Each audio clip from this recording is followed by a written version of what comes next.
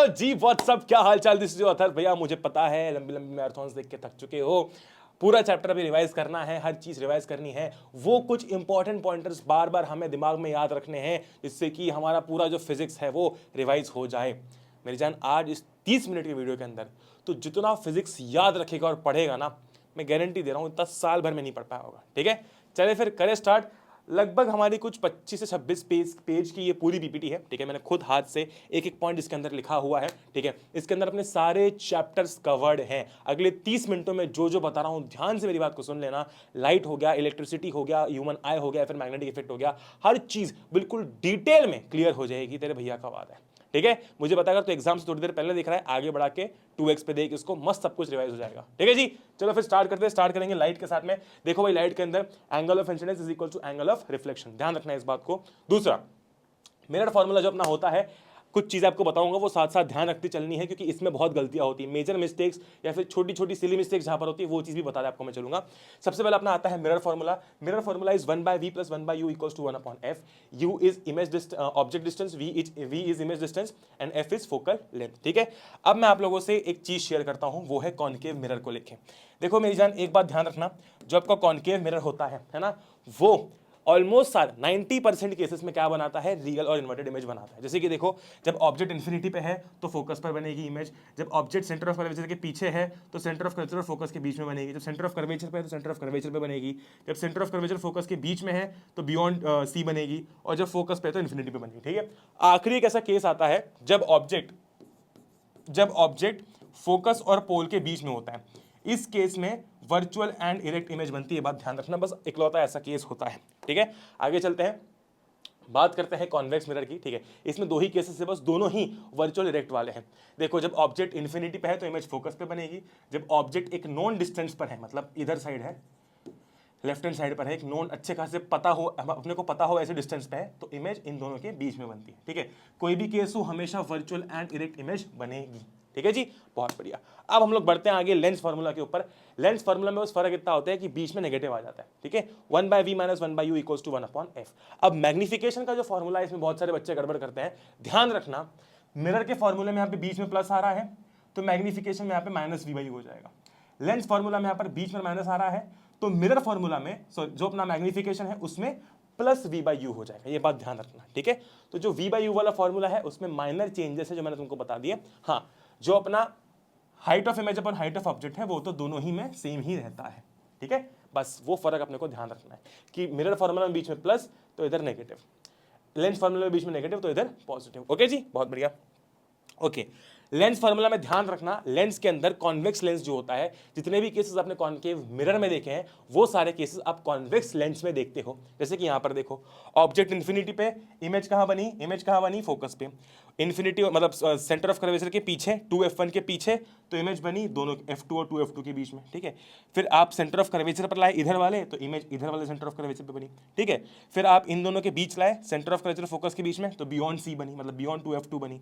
Focus पर लाए तो आपकी इमेज जो है वो इन्फिनिटी पर बन गई। ओके जी, शानदार। और आखिरी केस होता है जब ऑब्जेक्ट यहां रखा होता है तो इमेज जो है वो इधर साइड बनती है। अच्छा, एक बहुत इंपॉर्टेंट बात मैं आपको बता दूं, मिरर के लिए अगर इमेज राइट हैंड साइड बन रही है तो वर्चुअल इरेक्ट है, लेंस के लिए अगर इमेज लेफ्ट हैंड साइड बन रही है तो वर्चुअल इरेक्ट है। ठीक है, ये पॉइंट जो मैंने बोला बहुत इंपॉर्टेंट, ध्यान रखना। जैसे कि मिरर के लिए मिरर के आरएचएस पर इमेज बनना पाप है।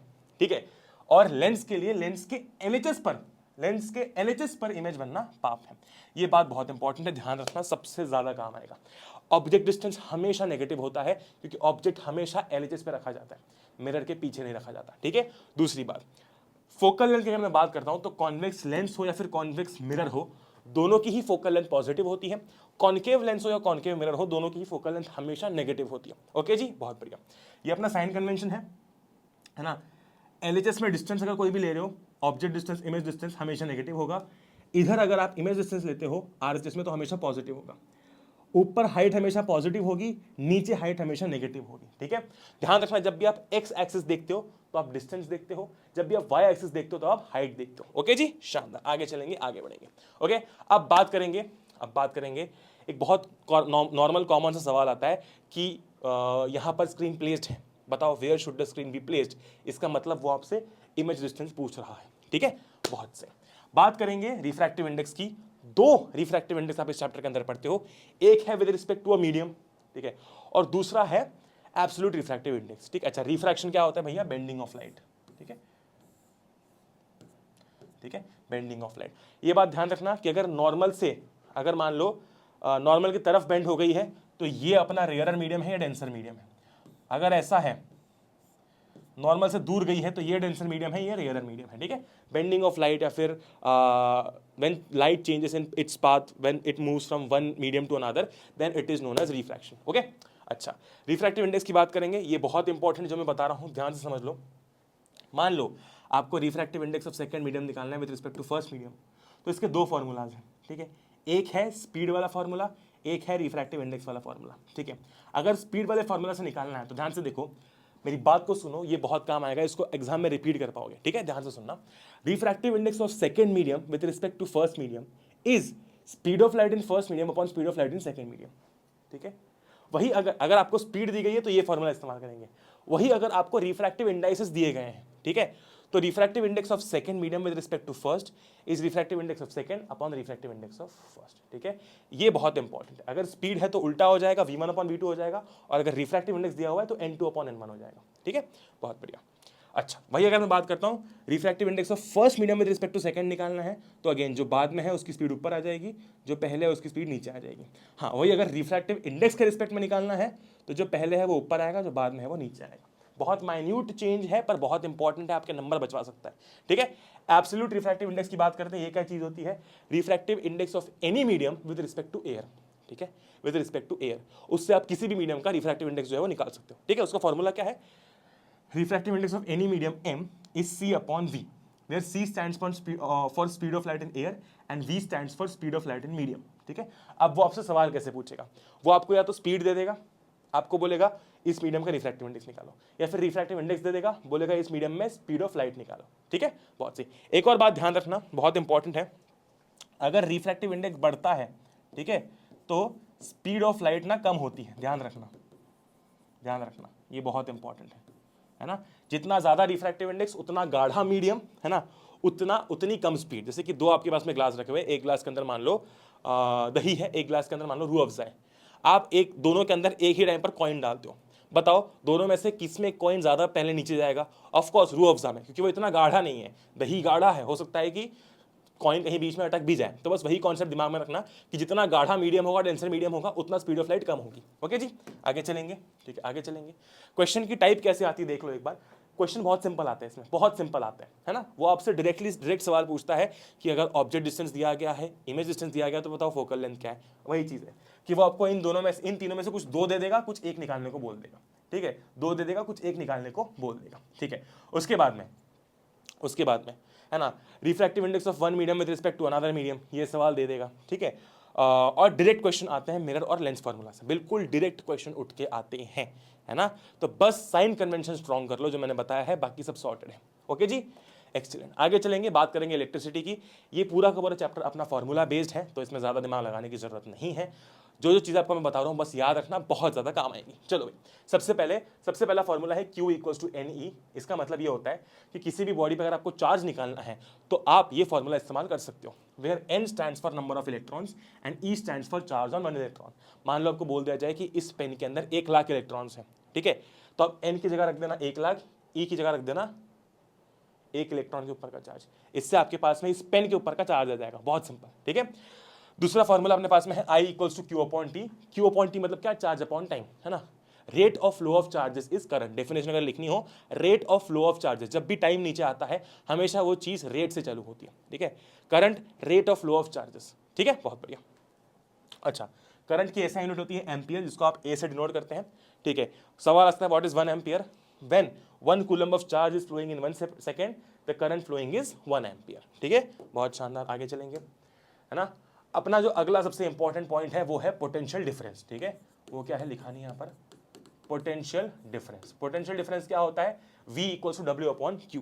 Potential difference is work done upon charge, कि एक यूनिट चार्ज को एक पॉइंट से दूसरे पॉइंट पर मूव कराने के लिए कितना वर्क करना पड़ा है, उसको हम पोटेंशियल डिफरेंस बोलते हैं, ठीक है जी, बहुत बढ़िया।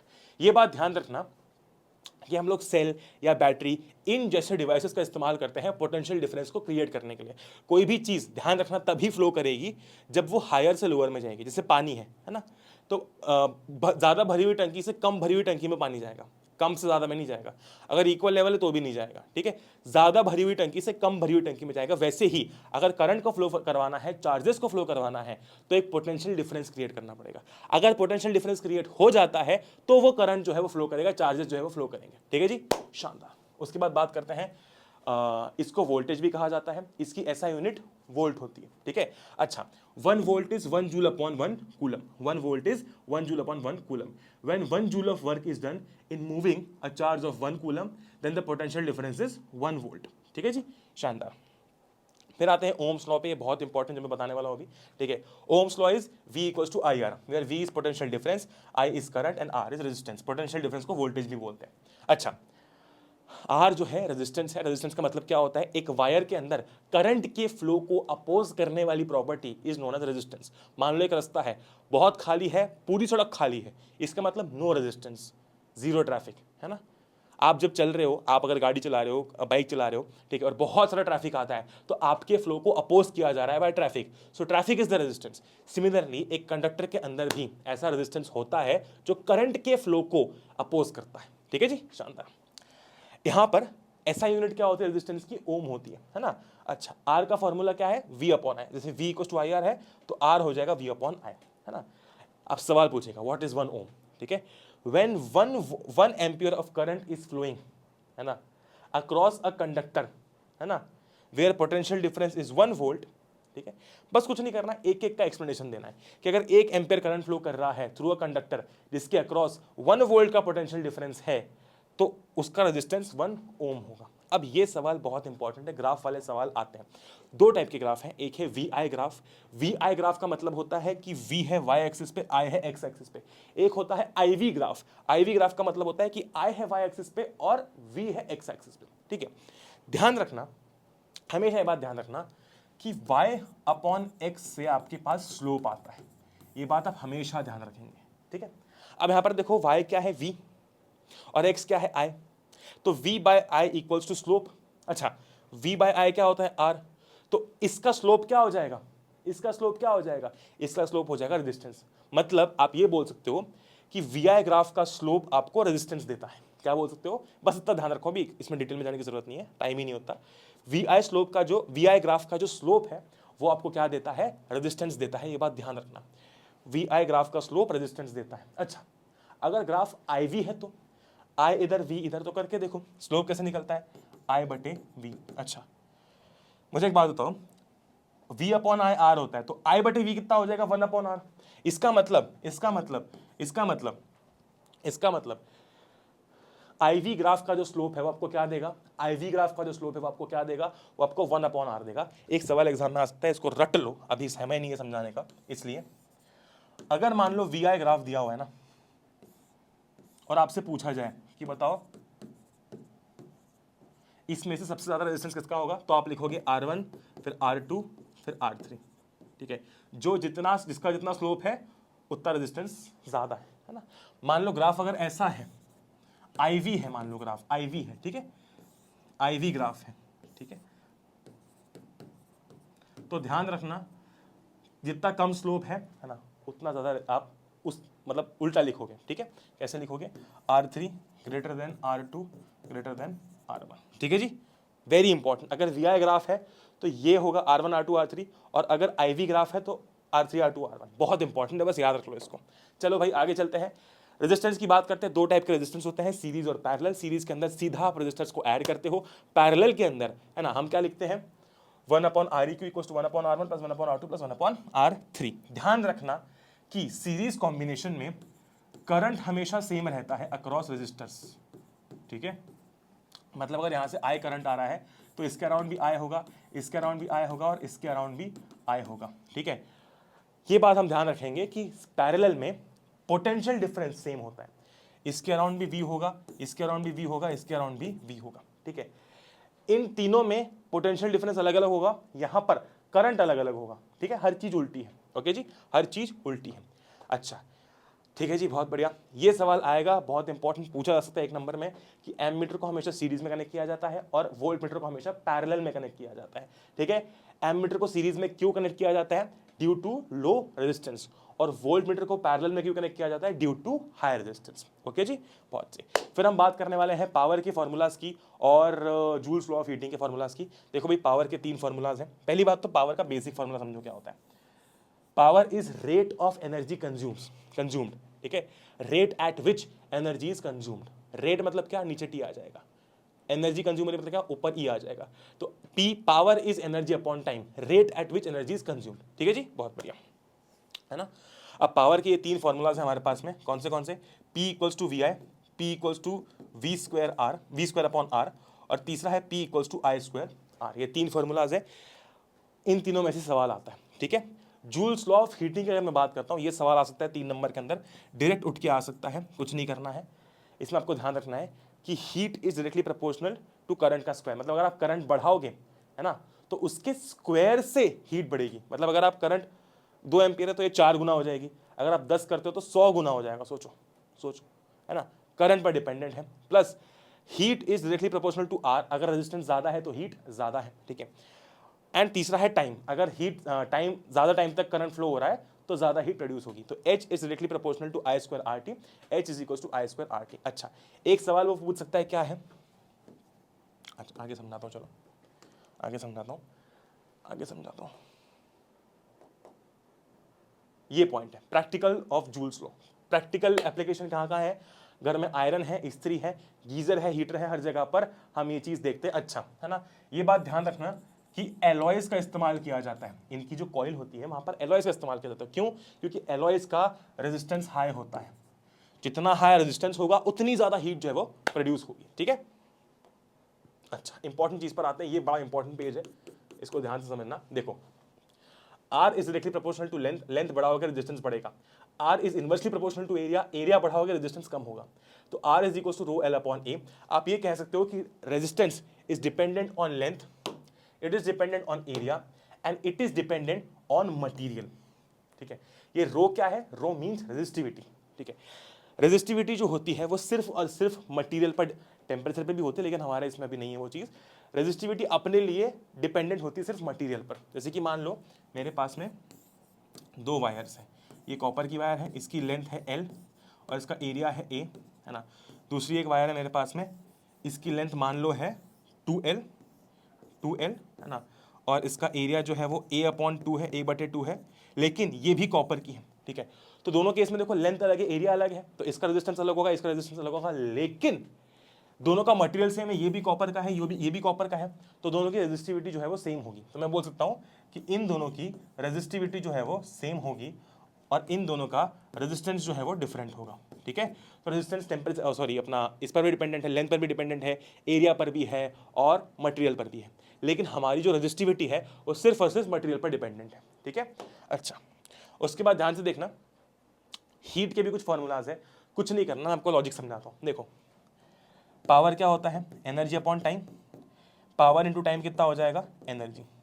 अब देखो, एनर्जी की बात मैं बार कर रहा हूं, है ना, तो एनर्जी की जगह मैंने हीट एनर्जी डाल दिया, बात वही है ना।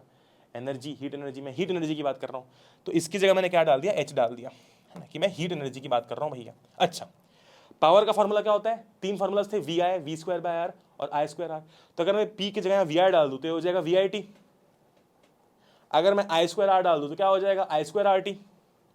और अगर मैं वी स्क्वायर बाय आर डाल दूं तो क्या हो जाएगा? V square upon R into T. तो हीट के ये 3 भी फॉर्मूलाज होते हैं। ठीक है, कमर्शियल यूनिट क्या होती है? कमर्शियल यूनिट क्या होती है? वो होती है यूनिट, है ना। जैसे कि हम बोलते हैं ना 10 यूनिट बिल आया, 4 यूनिट बिल आया, 50 यूनिट बिल आया, है ना, and it is equal to 1 kilowatt hour. ठीक है, 1 किलोवाट आवर जूल में मैंने आपको कन्वर्ट करके दे दिया है। ठीक है, जूल के अंदर भी कन्वर्ट करके दे दिया है। ठीक है जी, बहुत बढ़िया। कुछ इंपॉर्टेंट पॉइंट्स हैं हाँ, जो रेजिस्टिविटी के सवाल आते हैं, ध्यान रखना, जो रेजिस्टिविटी के आपके सवाल आते हैं, रेजिस्टिविटी के सवालों के अंदर, ठीक है, जब भी एरिया की बात हो रही है आपको वो क्या करेगा? या तो डायमीटर दे देगा सवाल में, या तो रेडियस दे देगा। ठीक है, जब भी एरिया की बात हो रही है ध्यान रखना पाई आर स्क्वायर से एरिया निकलता है। दूसरी बात, रेजिस्टिविटी की ऐसा यूनिट ओम मीटर होती है ना, तो आपको जो कुछ भी दिया हो, लेंथ दी हो, एरिया दिया हो, आपको उसे मीटर में कन्वर्ट करना है है ना, आपको उसे मीटर में कन्वर्ट करना है। एक छोटी सी शॉर्ट ट्रिक बता रहा हूं मैं आपको, ठीक है। जैसे कि मान लो अपना 1 सेंटीमीटर होता है कितना, ऐसे बोल सकता हूं मैं 100 सेंटीमीटर होता है 1 मीटर, ठीक है। तो क्या मैं ये बोल सकता हूँ, कि 1 centimetre is equal to 1/100 metre. तो मैं ऐसा बोल सकता हूँ 1 centimetre is equal to 10⁻⁻² metre. ये करना बहुत इंपॉर्टेंट है, ये आना चाहिए, ठीक है, ये आना चाहिए। बाकी मैं कन्वर्जन की एक शीट यहाँ पर डाल देता हूँ, वो देख लो, बहुत सिंपल है, बस ये तुमको आना चाहिए, ये करना आना चाहिए, ठीक है। अच्छा, एक और चीज़ क्या, जैसे कि मान लो अगर मैं बात करता हूँ सॉरी इसको मैं कैसे बोल सकता हूँ, 100 centimetre is equals to 1 metre, ठीक है। दोनों तरफ स्क्वेयरिंग कर दो, ठीक है। तो ये कितना हो जाएगा, 10,000 centimetre square is equals to 1 metre square, ठीक है, बहुत बढ़िया। तो 1 सेंटीमीटर स्क्वायर कितना हो जाएगा, 1/10,000 मीटर स्क्वायर। तो इसको मैं क्या बोल सकता हूँ, 1 centimetre square is equals to 10 की पावर 1 2 3 4 -4 मीटर स्क्वायर, ठीक है। तो जहां पर 1 सेंटीमीटर 10 की पावर -2 मीटर था, वहीं पर 1 सेंटीमीटर स्क्वायर 10 की पावर -4 मीटर स्क्वायर हो जाएगा, ठीक है। इस तरीके से कन्वर्ट किया जाता है, वो आपको मिलीमीटर के अंदर भी देगा, कभी आपको मिलीमीटर के अंदर दे दे मान लो, ठीक है। तो मिलीमीटर का कन्वर्जन जो है मैं एक बार लिख लेता हूं ताकि मुझे एडिटिंग में यहाँ पर काम आए। मिलीमीटर का कन्वर्जन जो है वो मैं यहाँ पर लिख देता हूँ ताकि मुझे एडिटिंग के टाइम पे ध्यान रहे कि मैं वहाँ पर डाल सकूँ। ठीक है जी, बहुत सही, है ना। चलो भैया जी आगे चलते हैं। मिलीमीटर में बहुत बार वो पूछेगा, है ना, तो मिलीमीटर का कन्वर्जन ऐसे करते हैं, है ना। अब आप सीख जाओगे बहुत इजीली मिलीमीटर का करना भी, है ना। चलो भाई, human and colourful world start करें। सबसे पहले स्टार्ट करेंगे ह्यूमन आई के फंक्शंस के साथ में। अपना जो कॉर्निया होता है, ठीक है, जो बिल्कुल बाहरी लेयर होती है, वहां पर लाइट का मैक्सिमम रिफ्रैक्शन हो जाता है, प्लस वो हमारी आंखों के अंदर गंदगी धूल मिट्टी वगैरह से हमको प्रोटेक्ट करती है, ठीक है। वो तो खैर आईलैशेस भी करती है, बट ठीक है। कॉर्निया क्या करती है, आपने को ये ध्यान रखना है, मैक्सिमम रिफ्रैक्शन यहीं पर होता है लाइट का। फिर बात करेंगे लेंस की, तो लेंस क्या करता है, लेंस भी रिफ्रैक्शन करता है लेकिन इतना ज़्यादा नहीं करता, मैक्सिमम कॉर्निया कर लेता है। तो जो इमेज बन रही होती है रेटिना के ऊपर, वो ये लेंस फॉर्म करता है, रियल और इन्वर्टेड इमेज। कैसा लेंस होता है, लेंस इज कॉन्वेक्स, ध्यान रखना, कॉनकेव लिख के मत आ जाना नालायक को, बहुत मारूंगा, ठीक है। फिर बात करेंगे आइरिस की, तो देखो ध्यान से, ये जो बाहर का आपको दिख रहा है ना, देखो हमारी जो आंख होती है, आंख के अंदर एक बड़ा सा ब्लैक ब्राउन पैच होता है और बीच में छोटा सा होता है, तो वो जो बड़ा सा है दैट इज आइरिस और छोटा सा है वो प्यूपिल है। आइरिस क्या करता है, helps pupil control light entering in eye. देखो क्या होता है, प्यूपिल का फंक्शन क्या होता है, pupil controls the light entering in the eye, ठीक है। Pupil controls the light entering in the eye. अगर ज़्यादा अंधेरा है तो ज़्यादा लाइट अंदर जाती है, अगर बहुत उजाला है तो वो प्यूपिल जो है वो छोटा हो जाता है ताकि लिमिटेड लाइट अंदर जाए। तो इसकी हेल्प कौन करता है, इसकी हेल्प आइरिस करता है, ठीक है। इसकी हेल्प कौन करता है, आइरिस करता है, ठीक है जी, बहुत सही, है ना जी, बहुत सही। उसके बाद हम लोग बात करते हैं, हाँ, रेटिना की, आंखों के यहाँ पर ये जो इतना पूरा पोर्शन आप देख रहे हैं, ये जो पूरा यहाँ से पोर्शन देख रहे हैं, ये होता है retina, this is the screen. यहीं पर हमारी जो आंखें हैं वो इमेज फॉर्म करती हैं, ठीक है। बात करेंगे सीलियरी मसल्स की, देखो जी ध्यान से, हमारा जो लेंस होता है ना, लेंस के ऊपर ऐसे मसल्स कनेक्टेड होते हैं, ठीक है। अब क्या होता है, अगर मान लो आप ऑब्जेक्ट को पास लेके आते हो तो आपकी फोकल लेंथ चेंज हुई, ऑब्जेक्ट फोकस में आया, दूर ले गए वापस ऑब्जेक्ट फोकस में आया, बाकी चीजें देखो अराउंड ब्लड है, बाकी की चीज़ें जो अराउंड है वो ब्लड है। ऐसा क्यों, क्योंकि हमारी आंखें इस पर फोकस कर रही है, हमारा जो लेंस है इस पर फोकस कर रहा है। अच्छा, लेंस को हेल्प कौन कर रहा है फोकस करने में, सीलियरी मसल्स, ठीक है। बात करेंगे विट्रस ह्यूमर की, इसमें बहुत कंफ्यूजन होता है। देखो भैया बड़ा सिंपल है, एक्वस ह्यूमर, ठीक है, और विट्रस ह्यूमर, ठीक है। एक्वस ह्यूमर और विट्रस ह्यूमर, ध्यान रखना, ए पहले आता है तो एक्वस यहाँ पर होता है, कहाँ पर, कॉर्निया और लेंस के बीच में, ठीक है। बिटवीन लिखना भूल गया मैं, बिटवीन कॉर्निया एंड लेंस, ठीक है। ये क्या करता है, ये आंखों को न्यूट्रिशन प्रोवाइड करता है और क्या करता है, शेप प्रोवाइड करता है, और जो बीच का विट्रस ह्यूमर है ये इस अंदर फिल्ड है, तो थोड़ा सा जेल लाइक होता है, ये लिक्विड होता है, ये थोड़ा सा जेल लाइक होता है, ठीक है। ये अगेन हमारे आईबॉल को, हमारी आंखों को शेप देता है, तो इसका फंक्शन भी शेप देना है, इसका फंक्शन न्यूट्रिशन प्रोवाइड करना भी और शेप देना भी है, ठीक है। आप दोनों में लिख के आ सकते हो, इसमें इतने नंबर कटते नहीं, ठीक है जी। उसके बाद बात करेंगे डिफेक्ट्स की, डिफेक्ट्स बहुत इंपॉर्टेंट है, दो टाइप के डिफेक्ट्स है, एक है मायोपिया और दूसरा है हाइपरमेट्रोपिया, ठीक है। मायोपिया नाम छोटा है, मतलब नियर साइटेडनेस, ठीक है। नियर साइटेडनेस मतलब क्या, पास का दिखता है दूर का नहीं दिखता, पास का दिखता है दूर का नहीं दिखता, ठीक है। हर चीज लिखी है, पर हर चीज लिखी है, ठीक है। पास का दिखता है दूर का नहीं दिखता मतलब क्या होता है, अब देखो हमारा ना एक फार पॉइंट होता है, एक नियर पॉइंट होता है, ठीक है। फार पॉइंट हमारा इन्फिनिटी है और नियर पॉइंट जो है हमारा क्या है, 25 सेंटीमीटर है, ठीक है। मायोपिया के अंदर क्या होता है कि वो फार पॉइंट इन्फिनिटी से आगे शिफ्ट हो जाता है, काफ़ी आगे आ जाता है, ठीक है। नॉर्मल आई का इन्फिनिटी है, लेकिन मायोपिक आई का आगे शिफ्ट हो जाता है, ठीक है। अब देखो इसका कारण क्या होता है, ऐसा क्यों होता है, ठीक है, मैं आपको समझाता हूँ। मायोपिया के अंदर क्या होता है ना, मायोपिया के अंदर क्या होता है कि इमेज जो होती है वो लेंस से पहले ही बन जाती है, ठीक है। जैसे कि मान लो ये आपका यहाँ पर सॉरी रेटिना से, ये आपका रेटिना है, ठीक है, और ये आपका लेंस है, ठीक है। तो इमेज जो है ना वो क्या होती है, पहले ही बन जाती है रेटिना से, इस कारण से सही से दिख नहीं पाता। अब इसके दो कारण होते हैं, क्यों हो सकता है। या तो आपकी आईबॉल जो है वो लंबी हो गई है, देखो एलोंगेट हो गई है, लंबी हो गई है, इसलिए क्या हो रहा है कि इमेज तो सही बन रही है, लेकिन आपकी आईबॉल लंबी होने के कारण आपका रेटिना मतलब आपकी शेप चेंज हो गया। और दूसरा, लेंस काफ़ी थिक हो गया।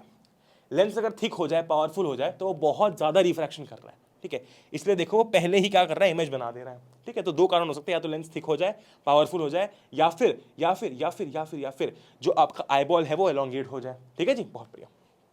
इसका करेक्टिव मेजर क्या है, corrective measure is convex lens. Convex lens क्या करता है, बराबर, ठीक है, बराबर जो हमारी क्या कहते हैं इमेज है उसको रेटिना पर फॉर्म करता है। हाइपरमेट्रोपिया जस्ट उल्टा है। हाइपरमेट्रोपिया में मतलब क्या, फार साइटेडनेस। हाइपरमेट्रोपिया नाम बड़ा है तो फार साइटेडनेस, ठीक है, दूर का दिखता है, पास का नहीं दिखता। इसमें आपका जो नियर पॉइंट है वो पीछे शिफ्ट हो जाता है। मतलब मान लो नॉर्मल आई का नियर पॉइंट ये है 25 सेंटीमीटर, तो हाइपरमेट्रोपिक आई का ये हो जाएगा, मतलब नियर पॉइंट पीछे शिफ्ट हो जाएगा। इधर फार पॉइंट आगे आ गया, इधर नियर पॉइंट पीछे चलेगा, ठीक है।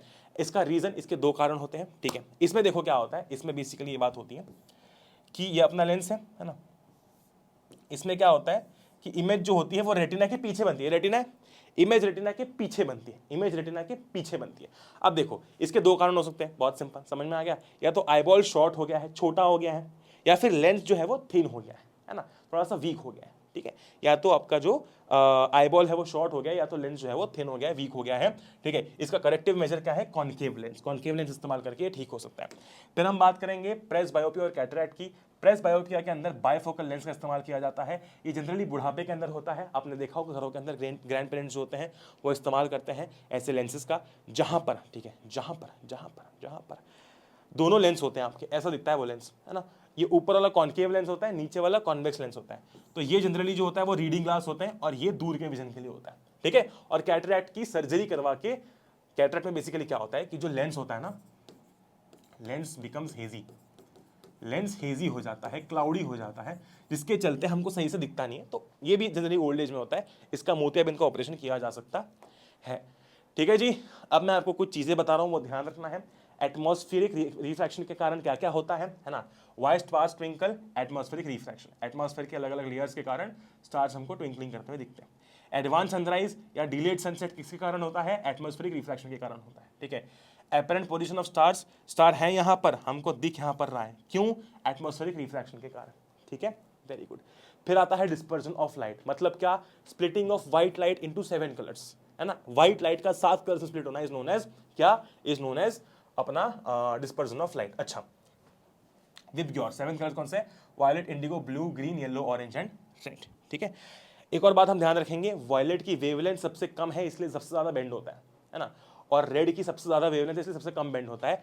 अब हम बात करेंगे रेनबो फॉर्मेशन की। रेनबो किस तरीके से फॉर्म होता है, रेनबो फॉर्मेशन के अंदर 3-4 फिनोमेना काम कर रहे होते हैं, ठीक है, ध्यान से समझना। यहाँ से आपकी व्हाइट लाइट आई, वो ड्रॉप में घुसी, किस में घुसी, ड्रॉप में घुसी। जैसे ही ड्रॉप में घुसी डिस्पर्जन हो गया, ठीक है। वायलेट सबसे ज्यादा बेंड हो गई, रेड सबसे कम बेंड हो गई, ठीक है जी। वायलेट सबसे ज्यादा, रेड सबसे कम। यहाँ पर आने के बाद टेक्निकली यहाँ पर रिफ्रैक्शन हुआ, वैसे यहाँ पर रिफ्रैक्शन होना चाहिए था और ये बाहर निकल जाना चाहिए था, लेकिन ऐसा नहीं होता, है ना। ये अंदर ही अंदर रिफ्लेक्ट कर जाते हैं, इसको हम लोग बोलते हैं TIR, टोटल इंटरनल रिफ्लेक्शन। जब लाइट रे रिफ्रैक्ट होने की बजाय अंदर ही रिफ्लेक्ट कर जाए वो होता है TIR, ठीक है। तो अब यहाँ पर देखो क्या हुआ, ये रिफ्लेक्ट, यहाँ से रिफ्लेक्ट हो गया अंदर ही अंदर, और यहाँ से बाहर निकल गया, ठीक है। 7 कलर्स हैं, ये तो मैंने बस वायलेट और रेड बनाया, बीच में 5 कलर्स और हैं जो बचे हुए हैं, ठीक है। तो ये वायलेट है और ये रेड है, ठीक है। ये आपका रेनबो बन गया, दिस इज आर रेनबो। तो ये हमको दिखता है। तो क्या क्या फिनोमेना, यहाँ पर डिस्पर्सन हुआ, रिफ्रैक्शन हुआ, यहाँ पर टोटल इंटरनल रिफ्लेक्शन हुआ, और यहाँ पर अगेन रिफ्रैक्शन हुआ, क्योंकि यहाँ से अब लाइट रे बाहर चली गई, ठीक है जी, शानदार। आगे चलेंगे, स्कैटरिंग ऑफ लाइट के कारण क्या क्या होता है, स्काई ब्लू दिखता है भैया। उसके बाद में सुबह सुबह के टाइम और शाम के टाइम पे सन जो है वो रेड दिखता है। क्यों? क्योंकि सन बहुत दूर होता है, it is near the horizon, और वहाँ से आते आते बाकी सारे कलर्स जो है, स्पेसिफिकली ब्लू कलर, वो स्कैटर हो जाता है। तो हमारी आंखों तक बस रेड कलर पहुँच पाता है, क्योंकि रेड कलर की वेवलेंथ ज़्यादा है, इसलिए सन हमें हमेशा रेड दिखता है एट सनराइज एंड सनसेट। क्या ध्यान रखेंगे? रेड कलर की वेवलेंथ ज़्यादा है, ये ध्यान रखना कि रेड कलर की वेवलेंथ जो है वो ज़्यादा है, ठीक है। इसके चलते रेड डिस्टेंस कवर कर पाता है ना, बहुत बढ़िया। रेड डिस्टेंस जो है वो कवर कर पाता है, और बाकी सारे कलर्स स्कैटर हो जाते हैं रास्ते में ही, है ना। रेस्ट ऑल कलर्स स्कैटर, बाकी के जो कलर्स हैं वो स्कैटर कर जाते हैं, ठीक है जी। अच्छा, ये बहुत इंपॉर्टेंट है। प्लैनेट्स क्यों ट्विंकल नहीं करते, स्टार्स क्यों करते हैं? Because star is a point source of light, बहुत ही पॉइंट सोर्स है, बहुत ही कम लाइट आ रही है। अगर वो लाइट भी ऐसे रिफ्रैक्ट करेगी तो स्टार तो ट्विंकल करते हुए दिखेगा। Planets don't, because they are extended source of light. कहने का मतलब यह है कि प्लैनेट काफ़ी बड़ा होता है, ठीक है। काफ़ी सारे पॉइंट्स पे से हमें प्लैनेट्स पे से लाइट आ रही होती है, तो अगर दो चार मतलब रेज इधर उधर रिफ्रैक्ट हो भी जाए तो भी इतना फर्क नहीं पड़ता, क्योंकि प्लैनेट्स पास होते हैं, ये बहुत दूर होते हैं। तो दूर से लाइट आ रही है, थोड़ी थोड़ी डगमगाएगी। ये पास से आ रहे हैं और बहुत सारी लाइट्स आ रही है, तो इतना नहीं डगमगाता, ठीक है जी। स्टार्ट करेंगे मैग्नेटिक इफेक्ट्स, आखिरी चैप्टर है। बहुत सारी बातें मैंने आपको बता दी है, नीचे क्वेश्चंस की पीडीएफ दे दी है, वो क्वेश्चंस की पीडीएफ आप एक बार कर लेना, हो जाएगा लगभग 5-7 मिनट के अंदर पूरा चैप्टर ये भी कवर हो जाएगा, ठीक है जी। सबसे पहले बात करेंगे ओएस्टेड एक्सपेरिमेंट क्या था। ओएस्टेड साहब जो थे हमारे, उन्होंने ये नोटिस किया था कि अगर करंट फ्लो हो रहा है, ठीक है, तो उसके अराउंड एक मैग्नेटिक फील्ड प्रोड्यूस होती है, ठीक है। अच्छा, अब मान लो ये अपना क्या है, करंट कैरिंग कंडक्टर है, जिसमें ऊपर की साइड करंट फ्लो हो रहा है। तो हमें ये तो पता है कि इसके अराउंड मैग्नेटिक फील्ड होगी, लेकिन उसका डायरेक्शन क्या होगा वो निकालने के लिए आप राइट हैंड थंब रूल इस्तेमाल करेंगे। इमेजिन करो कि आपने राइट हैंड में इस कंडक्टर को पकड़ा है, such that thumb points in the direction of current, then the curl of fingers, the curl of fingers, the curl of fingers shows the curl of fingers, the curl of fingers, the curl of fingers shows the direction of magnetic field। कैसा है देखो, अंदर से बाहर, अंदर से बाहर, अंदर से बाहर, या फिर अगर ऐसे देखे तो एंटी क्लॉकवाइज, है ना, एंटी क्लॉकवाइज, एंटी क्लॉकवाइज, ठीक है। वही अगर मान लो करंट नीचे जा रहा होता तो हम इसको ऐसे होल्ड करते, अब यूं कर्ल करो तो कैसा आ रहा है, क्लॉकवाइज, ऐसा क्लॉकवाइज, कैसा आ रहा है, क्लॉकवाइज आ रहा है, कैसा आ रहा है, क्लॉकवाइज आ रहा है, ठीक है, बहुत बढ़िया, ओके जी, बहुत बढ़िया। तो करंट अगर अपवर्ड है तो एंटी क्लॉकवाइज, डाउनवर्ड है तो क्लॉकवाइज। ये बात ध्यान रखेंगे। राइट हैंड थंब रूल है मेरी जान, कृपा करके आप लोगों से विनंती है कि राइट हैंड थंब रूल है, लेफ्ट हैंड थंब रूल नहीं है, वो फ्लेमिंग्स लेफ्ट हैंड रूल है, ठीक है। दिमाग के घोड़े ज़्यादा मत दौड़ाना एग्जाम में, ठीक है। चलो भाई, बार मैग्नेट की बात करेंगे। बार मैग्नेट के अंदर क्या होता है कि मैग्नेटिक फील्ड को रिप्रेजेंट करने के लिए हम लोग मैग्नेटिक फील्ड लाइंस को शो करते हैं, ठीक है। मैग्नेटिक फील्ड लाइंस नॉर्थ से निकलती है, साउथ में एंटर करती है, मैग्नेट के बाहर, लेकिन मैग्नेट के अंदर वो साउथ से नॉर्थ ट्रैवल करती है, वो साउथ से नॉर्थ ट्रैवल करती है, ठीक है जी, बहुत बढ़िया, ठीक है जी, बहुत बढ़िया। एक और चीज, लाइंस कभी भी इंटरसेक्ट नहीं करती, मतलब मैग्नेटिक फील्ड लाइन एक ऐसी है और एक ऐसी है, ऐसा नहीं हो सकता, वो कभी भी इंटरसेक्ट नहीं करती, ओके, शानदार। ये नोट्स मैं आपको दे दूंगा, है ना। सोलेनॉइड की बात करते हैं। सोलेनॉइड क्या होता है भैया, solenoid acts as a bar magnet. अगर मान लो आप एक वायर लेते हो, उसको बहुत सारे टर्न कर दो, और उसको अगर आप एक बैटरी से या सेल से कनेक्ट कर दो, तो वो एक सोलेनॉइड बन जाएगा, ठीक है, वो एक सोलेनॉइड बन जाएगा, ठीक है जी। अब ये बात ध्यान रखना कि सोलेनॉइड एक्ट्स लाइक अ बार मैग्नेट, ये बार मैग्नेट की तरह होता है। इसके अंदर भी क्या होता है कि मैग्नेटिक फील्ड लाइन जो है वो नॉर्थ से निकलती है, साउथ में घुसती है, ठीक है, ठीक है, नॉर्थ से निकलती है, साउथ में घुसती है। भैया ये वाला यहाँ से निकलनी चाहिए ना, ये नॉर्थ क्यों नहीं है, ये साउथ, मतलब ये नॉर्थ क्यों है, सॉरी ये नॉर्थ क्यों है, ये नॉर्थ क्यों नहीं है ना। लाइट एंड लाइन्स ऐसे निकल रही हैं, ये देखो लाइन्स ऐसे निकल रही है, मतलब ये वाली साइड नॉर्थ है और ये साउथ है, ऐसा क्यों, दिमाग में फिट कर लो ये बात। सोलेनॉइड का जो एंड नेगेटिव से कनेक्टेड है, उधर साइड वाला जो पोल होगा वो नॉर्थ पोल होगा, और जो एंड पॉजिटिव से कनेक्टेड है वो वाला पोल साउथ पोल होगा। ध्यान रखना, ये बात गांठ बांध लो, ठीक है जी, बहुत बढ़िया। अच्छा, एक और बात ध्यान रखेंगे कि सोलेनॉइड के अंदर, inside the solenoid, magnetic field lines are uniform, है ना, magnetic field lines are uniform. ये बात ध्यान रखना, बहुत इंपॉर्टेंट है, बहुत ज़्यादा इंपॉर्टेंट है, ठीक है। अच्छा, एक और चीज़, मान लो एक सर्कुलर करंट कैरिंग लूप है, ठीक है, सर्कुलर करंट कैरिंग लूप है। तो अगर जैसे कि मान लो एक सर्कुलर करंट कैरिंग लूप है, मैं यहाँ से क्लॉकवाइज कर रहा हूँ, है ना, लेकिन तुम्हें एंटी क्लॉकवाइज दिख रहा है, मेरी साइड से क्लॉकवाइज है लेकिन तुम्हारी साइड से एंटी क्लॉकवाइज है, ठीक है। तो अगर मैं बात करता हूँ एक सर्कल की भी, एक सर्कुलर लूप की भी, तो मान लो यहाँ पर एक सर्कल मैंने बनाया ऐसे, है ना, तो एक मेरी वाली साइड है, एक तुम्हारी वाली साइड है, ठीक है, एक मेरी वाली साइड, एक तुम्हारी वाली साइड। अगर मैं ऐसे कर रहा हूँ तो तुम्हें एंटी क्लॉकवाइज दिख रहा है, तो मेरी साइड एंटी क्लॉकवाइज है, सॉरी मेरी साइड क्लॉकवाइज है लेकिन तुम्हारी साइड एंटी क्लॉकवाइज है, ठीक है। तो एक सर्कल के दो साइड, एक इधर वाला एक उधर वाला, ठीक है। तो अगर करंट क्लॉकवाइज फ्लो कर रहा है वो वाला फेस हो जाएगा साउथ पोल, ठीक है। जैसे मैं ऐसे कर रहा हूँ, मैं कह रहा हूँ क्लॉकवाइज फ्लो कर रहा है ना, तो मैं कह रहा हूँ क्लॉकवाइज फ्लो कर रहा है, तो ये वाला जो फेस है वो हो जाएगा क्या, वो हो जाएगा अपना साउथ पोल, ठीक है, बहुत बढ़िया। और तुम्हारे लिए एंटी क्लॉकवाइज है, देखो तुम्हारे लिए क्या है, एंटी क्लॉकवाइज है, तो उधर साइड वाला जो फेस है वो नॉर्थ पोल हो जाएगा, तुम्हारी साइड वाला फेस नॉर्थ पोल, मेरी साइड वाला साउथ पोल, ठीक है। जैसे कि ये देखो, मैं दिखाई देता हूँ यार, टाइम तो वेस्ट हो रहा है अपना, पर कोई बात नहीं, मज़ा बहुत आता है दिखाने में, छोड़ो टाइम नहीं अभी इतना, रुको वो निकालना पड़ेगा उसको, ठीक है। बस ये ध्यान रखना, सर्कल है उसका उधर साइड वाला अगर इधर क्लॉकवाइज है तो उधर एंटी क्लॉकवाइज है, इधर साउथ पोल तो उधर नॉर्थ पोल, ठीक है, ठीक है। आगे चलते हैं, बात करते हैं इलेक्ट्रोमैग्नेट की। इलेक्ट्रोमैग्नेट क्या होता है, देखो भाई, अगर आप सॉफ्ट आयरन लेते हो, ठीक है, सॉफ्ट आयरन लेते हो, है ना, या फिर कोई भी magnetic material like iron nail वगैरह कुछ लेते हो, ठीक है, उसके अराउंड अगर आप एक वायर लपेट दो, ठीक है, अगर आप एक वायर लपेट दो, है ना, और उसको बैटरी से कनेक्ट कर दो, तो वो तब तक मैग्नेट बना रहेगा, वो आयरन नील है, वो सॉफ्ट आयरन, जब तक आप करंट पास करा रहे हो, ठीक है। अगर आप उसको किसी भी मैग्नेटिक मटेरियल के पास लेके जाओगे वो चिपकेगा, ठीक है, तब तक चलेगा वो, तब तक मैग्नेट रहेगा जब तक करंट पास हो रहा है, as long as the current is being passed. अगर आप करंट की स्ट्रेंथ बढ़ा दोगे तो वो मैग्नेट की स्ट्रेंथ भी बढ़ जाएगी, ठीक है। अगर आप करंट बंद कर दोगे तो वो मैग्नेट भी नहीं रहेगा, ठीक है। तो वो तब तक मैग्नेट है जब तक करंट पास हो रहा है, इसलिए it is known as electromagnet, okay ji.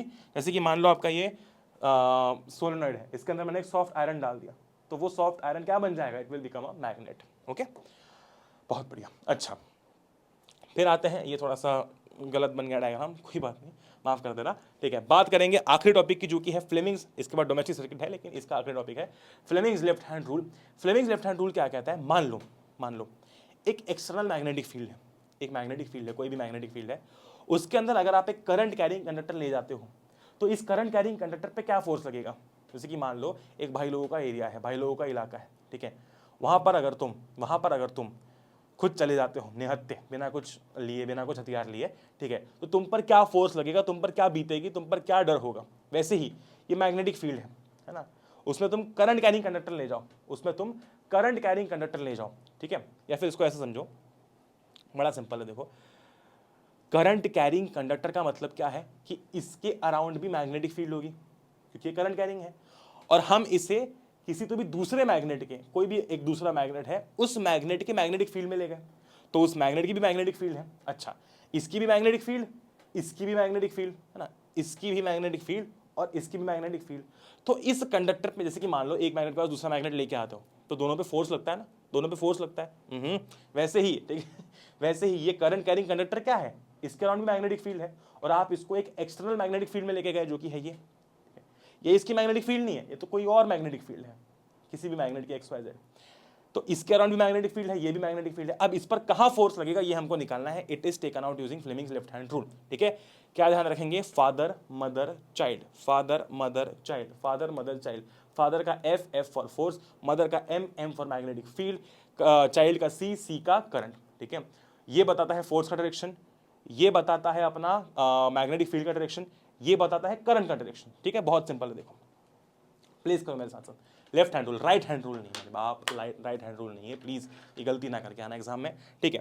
Place करो चलो, है ना, फादर मदर चाइल्ड, ये मैग्नेटिक फील्ड की डायरेक्शन में, तो ये देखो मैग्नेटिक फील्ड की डायरेक्शन में, ठीक है, बहुत बढ़िया। ये करंट के डायरेक्शन में, देखो करंट ऊपर जा रहा है, हाँ करंट के डायरेक्शन में, ठीक है। तो फोर्स का लगेगा अंदर की साइड, बोर्ड के अंदर की साइड लग रहा है फोर्स, ठीक है, बोर्ड के अंदर की साइड फोर्स लग रहा है, ठीक है। तो क्या बोलूंगा मैं, फोर्स कहां लगेगा, फोर्स लगेगा इनसाइड द बोर्ड, ठीक है। ध्यान रखना, अगर अंदर की साइड फोर्स है तो आप उसको ऐसे दिखाते हैं, सॉरी आप उसको ऐसे दिखाते हैं, अगर अंदर की साइड है तो आप उसको ऐसे दिखाते हो, ठीक है। और कुछ एग्जांपल्स करेंगे, आ जाओ हम लोग। ये देखो यहां पर मैं कह रहा हूं करंट नीचे है और मैग्नेटिक फील्ड इधर है, ये मैग्नेटिक फील्ड है, मैग्नेटिक फील्ड का डायरेक्शन है करंट नीचे, तो करंट नीचे तो मिडिल फिंगर नीचे, है ना, इंडेक्स फिंगर मैग्नेटिक फील्ड के डायरेक्शन में, तो देखो फोर्स का लग रहा है बाहर, फोर्स का लग रहा है बाहर, ठीक है। तो इसका मतलब फोर्स का लग रहा है outside the board, outside the board. Exam में आप आउटसाइड द पेपर लिख सकते हो, इनसाइड द पेपर लिख सकते हो, और आउटसाइड के लिए कैसे डिनोट करते हैं, ऐसे, इनसाइड अगर होता है तो ऐसे, आउटसाइड होता है तो ऐसे। ये देखो, अब ये बहुत इंपॉर्टेंट है, इलेक्ट्रॉन ऊपर फ्लो हो रहा है, मतलब करंट नीचे फ्लो होगा, करंट का direction is opposite the flow of, current का direction is opposite the flow of electron, ठीक है। तो इलेक्ट्रॉन अगर ऊपर है तो करंट नीचे फ्लो हो रहा होगा, बहुत बढ़िया। करंट का डायरेक्शन कहाँ है, नीचे, मैग्नेटिक फील्ड का इधर, तो फोर्स का लग रहा है बाहर, ठीक है, फोर्स का लग रहा है बाहर, बाहर मतलब क्या हो जाएगा अपना, बाहर मतलब डॉट हो जाएगा, है ना, बहुत सही। अच्छा, बीटा पार्टिकल, ध्यान रखना beta particle is negative, alpha particle is positive, है ना, बहुत बढ़िया, ठीक है। ये देखो नेगेटिव है बीटा पार्टिकल तो करंट नीचे जाएगा, बहुत बढ़िया, ठीक है जी। तो करंट जा रहा है नीचे, है ना, मैग्नेटिक फील्ड है इधर, तो फोर्स लगेगा अंदर। नेगेटिव के अपोजिट डायरेक्शन में हमेशा ध्यान रखना हमारा जो करंट है वो फ्लो करता है, अंदर की साइड मतलब एक्स, ठीक है जी। अल्फा पार्टिकल पॉजिटिव होता है तो पॉजिटिव है मतलब इसी डायरेक्शन में करंट फ्लो करेगा, करंट ऊपर, मैग्नेटिक फील्ड इधर है तो अंदर लग रहा है फोर्स अगेन, ठीक है। और ये आपके लिए थोड़ा सा होमवर्क है, इसमें मैंने करंट और मैग्नेटिक फील्ड की डायरेक्शन को चेंज कर दिया, ये ऐसा कुछ हो गया है, ठीक है। अब देख लो, कर लेना इसको, ठीक है। बात करेंगे डोमेस्टिक सर्किट की। देखो भाई डोमेस्टिक सर्किट के अंदर अपनी 3 वायर्स होती हैं, है ना, 3 वायर्स होती हैं। एक होती है लाइव वायर, इसका जो वोल्टेज होता है वो 220 वोल्ट होता है। न्यूट्रल वायर होती है, इसका 0 वोल्ट होता है। बेसिकली ये वायर देखो पोटेंशियल डिफरेंस होगा तभी सर्किट पूरा होगा, इसलिए यहाँ पर एक डिफरेंस है, इसका कोई पोटेंशियल डिफरेंस नहीं है, ये 0 वोल्ट है, यहाँ पर 220 वोल्ट है, तभी सर्किट कंप्लीट हो पाता है। और ये होती है अर्थ वायर, देखो बड़ा सिंपल लॉजिक है, ये आपकी मेन लाइव वायर है, मेन करंट का सोर्स है, यहाँ से करंट आ रहा है, ठीक है। यहाँ पर होता है इलेक्ट्रिसिटी बोर्ड का फ्यूज है, घरों के बाहर होता है, हमको इसका एक्सेस नहीं होता। ये इलेक्ट्रिसिटी का मीटर होता है, जनरली घरों में लगा होता है, आपकी बिल्डिंग के नीचे भी लगा होगा। उसके बाद में यहाँ से आपके घर में जो एमसीबी लगी है, डिस्ट्रीब्यूशन बॉक्स है बाहर, ठीक है, वहाँ पर अपना जो सारा कनेक्शन है वो आता है, और यहाँ से उस एमसीबी से, उस मेन डिस्ट्रीब्यूशन बॉक्स से हमारे घरों के सारे सॉकेट्स में, सारे अलग अलग जगहों पर जो करंट है वो गया हुआ है। तो वो मेन है, वो एमसीबी। कभी कभी आप देखते हो एमसीबी ट्रिप हो गई, गिर गई, उसके कारण किसी एक रूम की लाइट चली गई, बाकी रूम की चल रही है, किसी एक रूम की चली गई, तो वो एमसीबी ट्रिप होने के कारण है, ठीक है। कभी ओवरलोड होने के कारण या करंट ज़्यादा बढ़ जाने के कारण, है ना, वोल्टेज ज़्यादा बढ़ जाने के कारण कभी कभी एमसीबी ट्रिप हो जाती है, ठीक है। जैसे कि मान लो इस कमरे की हो गई लेकिन बाकी कमरों की नहीं हुई, ठीक है। तो वो डिस्ट्रीब्यूशन बॉक्स से सारा जो आपका डिस्ट्रीब्यूशन है वो आ रहा होता है। ये देखो जैसे कि ये एक कमरे में, दूसरे कमरे में, तीसरे कमरे में, अच्छा ठीक है जी, बहुत बढ़िया। बात करेंगे अर्थ वायर की। इस अर्थ वायर का क्या काम है? Earth wire is generally use for earthing. Earthing क्या होता है, बहुत इंपॉर्टेंट है, ध्यान से सुनना। अर्थिंग का मतलब ये होता है, अर्थिंग का मतलब ये होता है कि देखो बड़ा सिंपल है। अर्थिंग में क्या होता है ना, hello hello hello hello hello hello, आ रही आवाज़, मेरे को लगा भाई पूरी मेहनत चौपट। अर्थिंग में क्या होता है, एक अर्थिंग वाली वायर कनेक्टेड होती है हमारे डिवाइस से, चाहे वो आपका फ्रिज हो गया, कोई भी अप्लायंस हो गया, ठीक है। क्यों होती है? क्योंकि ये जो जैसे कि फ्रिज है, अब फ्रिज की बॉडी मेटल की है, ठीक है। क्या होता है, मान लो कभी अंदर अंदर ही अंदर कोई वायर जो है वो थोड़ी सी खराब हो गई या छिल गई और वो आपके फ्रिज के सरफेस से कनेक्ट हो गई। अब हुआ क्या कि फ्रिज मेटल का है तो वो जो करंट है वो पूरे आपके फ्रिज की सरफेस पे या फ्रिज की बॉडी पे दौड़ने लगा। अब मान लो आप फ्रिज पकड़ने जाते हो, आप फ्रिज पकड़ने मतलब फ्रिज खोलने जाते हो, आपने फ्रिज खोलना चाहा, जैसे ही आप फ्रिज पकड़ोगे आपको करंट लग जाएगा। क्यों? क्योंकि अंदर जो वायर छिली हुई है वो आपके फ्रिज की बॉडी से कनेक्ट हो गई है और उसके कारण पूरी फ्रिज की बॉडी में करंट दौड़ रहा है ना। क्योंकि वो फ्रिज मतलब मेटालिक सब्सटेंस उसके अंदर होता है, ठीक है। अब होता क्या है, ये जो अर्थिंग वायर होती है, ये जो अर्थिंग होती है, इससे क्या होता है, जब भी कुछ ऐसा प्रॉब्लम आता है किसी भी अप्लायंस के अंदर, जैसे कि मान लो फ्रिज है, ठीक है, तो देखो ऐसे समझो इसको, जैसे कि मान लो ये आपका फ्रिज है, ठीक है ना। यहाँ पर क्या हुआ, एक अंदर जो वायर है वो चिपक गई इसकी सरफेस से, ठीक है। अब क्या होगा, अगर आप आगे हाथ लगाओगे तो करंट लग जाएगा। इसलिए यहाँ से एक ग्रीन कलर की वायर, एक ग्रीन वायर जिसको हम लोग अर्थ वायर भी बुलाते हैं, ठीक है, वो कनेक्टेड होती है नीचे ज़मीन से, ठीक है। ज़मीन में एक आपकी प्लेट लगी होती है, ठीक है, वहाँ से कनेक्टेड होती है। जैसे ही, ठीक है, जैसे ही ये वायर टच होती है सरफेस से, ठीक है, वैसे ही इस वायर की मदद से सारा करंट जो है वो नीचे फ्लो हो जाता है। नीचे एक प्लेट लगी होती है ना, वो सारा का सारा जो करंट है वो नीचे फ्लो हो जाता है, ठीक है। तो जब आप जाओगे इसे फ्रिज को पकड़ने या फ्रिज को खोलने तो आपको करंट नहीं लगेगा। क्यों नहीं लगेगा? इसीलिए नहीं लगेगा क्योंकि ये अर्थ वायर ने सारा करंट नीचे भेज दिया है। जो भी करंट ये छोड़ रहा है वो सारा करंट अर्थ वायर ने नीचे भेज दिया। अगर ये अर्थ वायर नहीं होती, सारा करंट बॉडी पे घूम रहा होता, आपको करंट लग जाता। ओके जी, बहुत बढ़िया। बात करेंगे फ्यूज की। Fuse is a safety device, ठीक है। जैसे कि मान लो यहाँ पर फ्यूज है, ये आपका अप्लायंस है, ठीक है। इसको रेटिंग दे रखी है कि भाई तेरी रेटिंग है 5 एम्पियर की, है ना, बहुत बढ़िया, तेरी रेटिंग है 5 एम्पियर की। लेटेस्ट से कि अपना जो ये डिवाइस है वो भी कितने पे काम कर रहा है, 5 एम्पियर पे काम कर रहा है, ठीक है, ठीक है, बहुत बढ़िया, बहुत बढ़िया। अब क्या हुआ कि जब तक 5 एम्पियर तक करंट आ रहा तब तक ठीक है, सब कुछ ठीक है। मान लो एकदम से 10 एम्पियर करंट आ गया, ठीक है। अगर ये फ्यूज़ नहीं होगा तो ये 10 एम्पियर करंट जो है वो इसको अफेक्ट करेगा और हमारा अप्लायंस खराब हो जाएगा। इसलिए बीच में ये सिक्योरिटी गार्ड की तरह फ्यूज़ काम करता है। अगर मान लो 5 एम्पियर से ज़्यादा, मान लो कि 8 9 10 एम्पियर आ गया, तो ये फ्यूज़ क्या हो जाएगा, मेल्ट हो जाएगा। मेल्ट हो जाएगा तो यहाँ से ये मेल्ट हो जाएगा तो सर्किट ब्रेक हो जाएगा। सर्किट ब्रेक हो जाएगा तो करंट यहाँ तक पहुंच नहीं पाएगा। मतलब इन शॉर्ट ये है कि एक चोर मारने आया था मालिक को, बीच में सिक्योरिटी गार्ड आ गया, उसको गोली लग गई, चोर अपना मालिक बच गया। ठीक है, खत्म बात करेंगे एसी डीसी की। इस पर सवाल आ सकता है कि डिफरेंस क्या होता है दोनों में, ध्यान रखना। ठीक है, जो भी आपके बैटरी या फिर सेल होता है, these are sources of DC current, direct current, अगर छोटा मोटा करंट। ठीक है, अगर मैं जनरेटर्स की बात करता हूँ, ठीक है, या फिर अगर मैं बात करता हूँ वही एसी जनरेटर मेंस, जो अपने घर में करंट आ रहा है, ठीक है, वो है, ये सारे एसी के सोर्स हैं, एसी करंट के सोर्स है। हमारे घरों में एसी करंट आ रहा होता है। ठीक है, बहुत बढ़िया। एसी जो है, एसी का करंट, मतलब ध्यान रखना, एसी का कुछ इस तरीके से ग्राफ बनता है। ठीक है, एसी का जो ग्राफ बनता है वो कुछ इस तरीके से बनता है ना। एसी अपना डायरेक्शन, अभी ये लॉजिकल कुछ बात बनाएगा नहीं, बिकॉज आपको समझ नहीं आएगा, बस ध्यान रखना है कि एसी अपना डायरेक्शन रिवर्स करता है ना, अपना रिवर्सल, अपना जो डायरेक्शन देखो वो रिवर्स करता है। डीसी एक ही डायरेक्शन में फ्लो करता है। ठीक है, ये ध्यान रखना। हमारे घरों में, है ना, फ्रीक्वेंसी कितनी होती है, और एसी करंट की 50 हर्ट्ज होती है ना, कितनी होती है, 50 हर्ट्ज होती है ना, ये बहुत इंपॉर्टेंट है। और 220 वोल्ट की लाइन होती है। ठीक है, फ्रीक्वेंसी कितनी, 50 हर्ट्ज। तीसरा पॉइंट क्या याद रखोगे कि इसका सोर्स क्या है, करंट फ्रॉम सेल या बैटरी। इसका सोर्स क्या है, एसी जनरेटर, या फिर जो मेंस हमारे यहाँ पे जो बाहर से करंट आ रहा है। ठीक है, बहुत बढ़िया। ठीक है जी, बहुत बढ़िया, है ना। ये 3 पॉइंट सबसे ज्यादा इंपॉर्टेंट है कि डायरेक्शन जो है वो चेंज होता है ना। इसका भी जो, इसका डायरेक्शन चेंज नहीं होता है, इसका डायरेक्शन चेंज होता है। ठीक है, इसके सोर्सेज क्या क्या है, इसकी फ्रीक्वेंसी 50 हर्ट्ज है, इसकी 0 हर्ट्ज है। ठीक है जी, बहुत बढ़िया, है ना, बहुत बढ़िया, बहुत बढ़िया, बहुत बढ़िया, है ना। और इसका जो मैग्नीट्यूड है वो कांस्टेंट होता है ना, इसका वेरी करता है। तभी आप देखोगे कभी करंट ज़्यादा कम आ रहा होता है, फ्लक्चुएशन होता है कभी कभी, लेकिन सेल या बैटरी का ऐसा नहीं होता, उसका फिक्स है तो फिक्स है। ठीक है जी, दैट बीइंग सेड, पूरा का पूरा फिजिक्स रिवाइज कर लिया है, सवाल आपको नीचे दे दिए हैं, जाओ मेरी जान पढ़ो, सवाल सारे कर लो।